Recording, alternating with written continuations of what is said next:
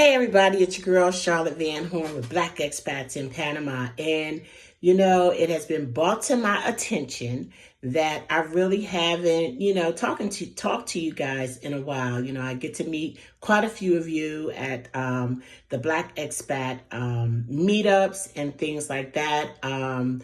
We do the Zoom calls every now and then, but besides that, I haven't really just reached out and spoken to everyone.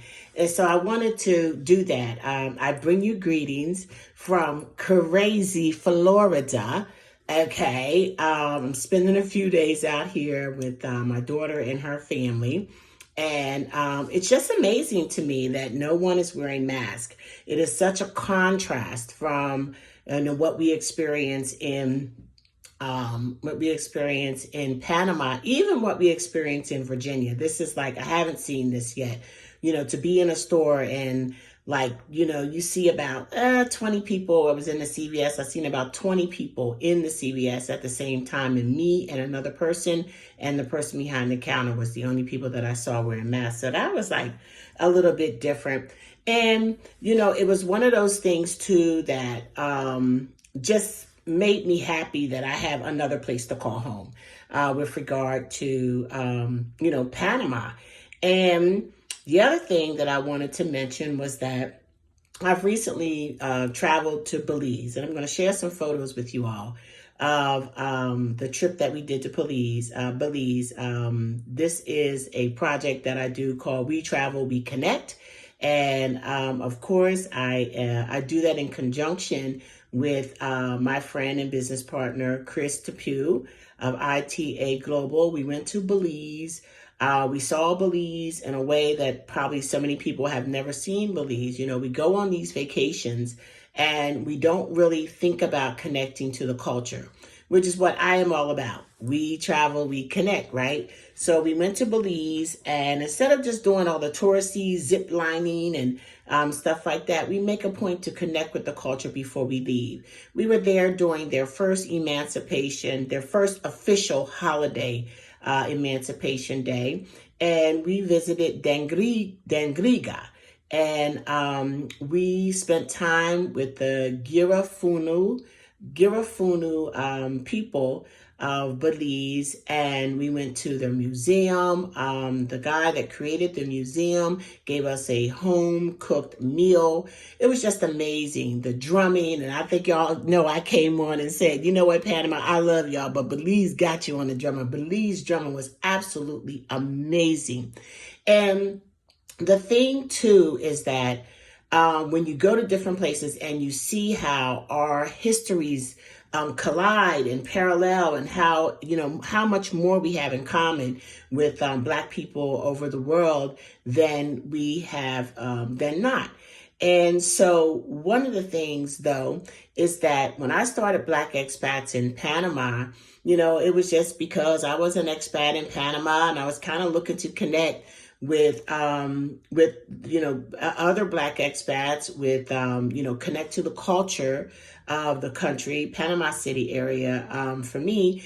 And this thing just kind of blossomed, y'all. When I say that God has just had a divine plan for this, and the next step I take is the next step He tells me to take, period. Okay. But I hadn't really been lately to other countries. I spent the whole year grounded in the United States during COVID. So Belize was my first trip outside of the country. And what was so amazing to me, now that we're doing the Black Expats and we're showing Panama as a great place to live, I kind of saw this trip differently. I recognize that, well, Belize is a very beautiful place. It is definitely not a place for me as far as to live. It's very sleepy. It seems very sleepy. It's not, it's not very developed. I think they said it's one of the most underdeveloped places. And for some people, that's attractive, and that's fine. But not for me. I need a little bit more than that. We visited Hopkins, Dangriga, and then the team, we skipped on to other areas to look at possible places for other tour groups to come. I visited San Pedro, and two other islands. I can't quite remember the names right now, but the infrastructure is not there. Oh, we went to Placencia. The infrastructure is not there though. The roads and everything is just not where I would need it to be. Even in Placencia, when the tour guide said that the closest hospital was 70 miles away. Those are things that we need to consider when we are when we are relocating. So if you're thinking about relocating to Panama and you haven't looked at some of these other countries, go and look at some other countries if you can, just to be able to compare for yourself whether or not, what the differences are. And at the end of the day, I came away feeling extremely happy that Panama is where I've landed as far as me being an expat. Now, I look forward to looking at other countries from the same perspective, but as of right now, I'm extremely happy that this is where I've landed.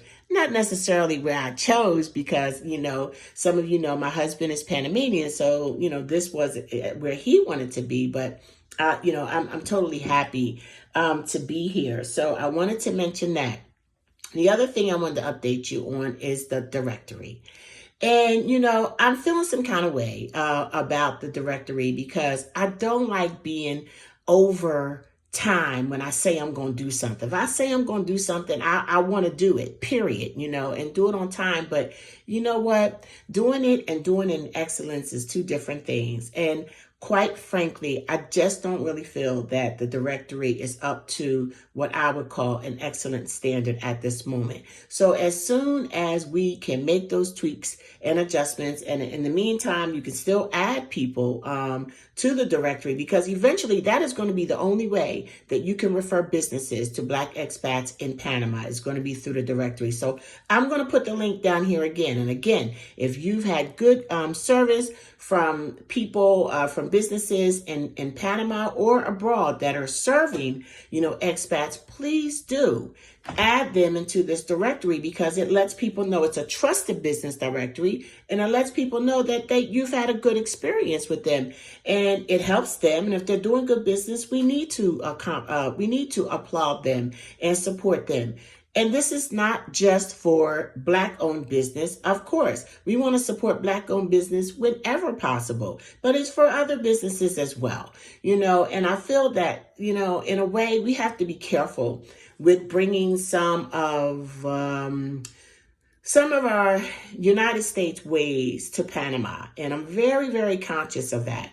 And, I've had, some people on the page say, well, that's not a Black-owned business. And, why are we supporting this and why are we supporting that? First of all, if there's anything about this page that, you don't like, you have a question about or a concern about, the first thing you can do is address me. I can tell you anything. The meetups, the next meetups that we have scheduled is the Caribbean Day on September 3rd and the City to Sand on September 9th.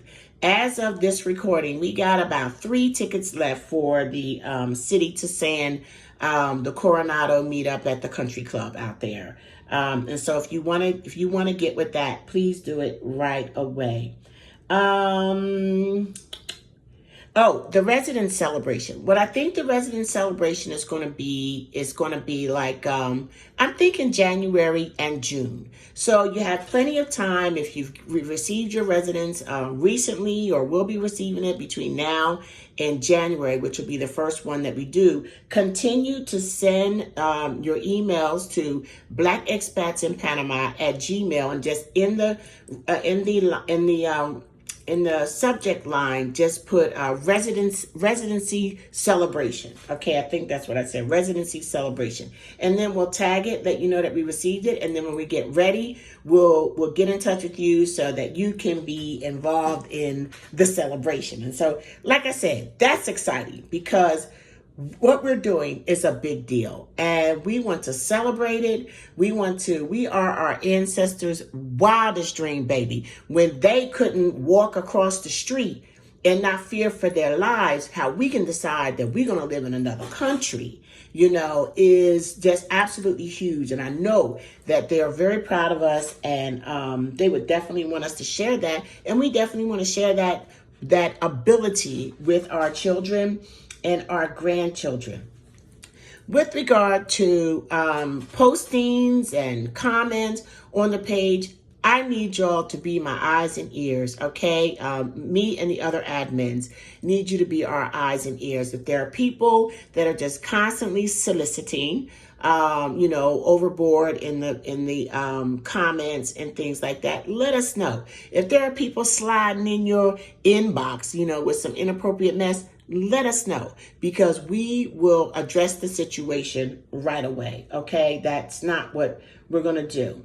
So there are some areas that feel like they're not represented, and I guess that's just something we'll have to work on. For those areas that, if you have Black expats in your areas and you're way outside of the Panama City area, talk to me. Let me know what your thoughts are. If you'd like to do a meetup, what it would be, and whether or not, and I can let you know whether or not Black expats in Panama can be your, basically support you in that.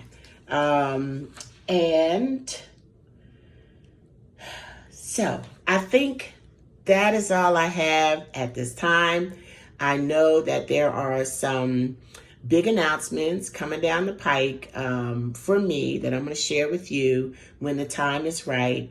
I want to just thank the people who have worked with us to be able to expand from a group page to, an LLC to, connecting people with connecting veterans with help, and just connecting people as they come. And we want to continue to provide great value to each and every person who is a part of this group. And so we thank you. We thank you for your love and support. And we're always here and always open to hear any new ideas that you have, any suggestions that you have that will bring value to the group and make it better. Just, send me a message, and then we'll go from there. Somebody was telling me we're almost about 3,000 members now. Can you believe this? We're almost about 3,000 now. So I got to tell you that sometimes it gets a little challenging, trying to keep up with everything, and it's just a lot. But I'll tell you what, I'm committed to it, and I'll do my very best. Sometimes I know it may take a little while for people to get in, but we're working on that too. But we really do take the time to screen the profiles of people who want to come in, and that's just to keep so that the group can continue to be positive. If we see too much negative from you or anybody there, we will remove you from the group, okay? And so sometimes you could just tell by the profiles that this is probably not going to be somebody that needs to be in our group, and so we don't accept them because we are trying to keep this a quality group for all. So with that said, I just wanted to say I love you guys, and I will be back in Panama soon. And have a great day. Take care of yourselves. Bye.